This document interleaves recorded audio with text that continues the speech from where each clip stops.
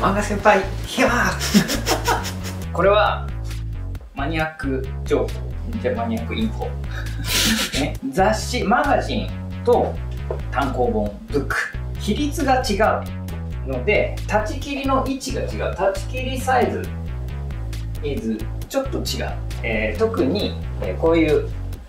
サイズ若干違う。この部分があるからこういう少年誌この企画に関しては割と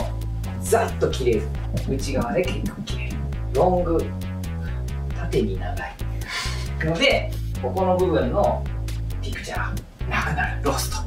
ソースアウト漫画家ソースアウトので立ち切りは迫力は出るが単行本にこうなった時にね割とここが切られてソースアウト気をつけて。あとはさらにもっとマニアックな情報を言うとここノーマルコンマ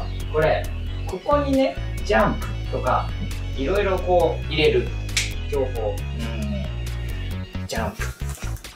ボルトねこの先生の作品が読めるのはジャンプだけ的なやつこういうの入らなくちゃダメなんだって。空白で置いておくっていうことができないのでこれを入れる暇がない時間が困るだからデッドライン作家漫画家は上を断ち切れと絶対これもう断ち切ってくれとそうじゃないと編集者エディタ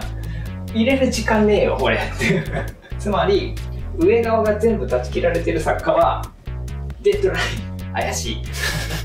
こいつやばいんじゃねえかっていうのがここで判断ついちゃうぞ。日本の中でも相当知らないと思う。いやそんな感じで断ち切りを使いこなしていい作品を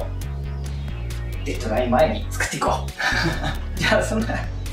感じでこの辺りにあるグッドマークプッシュ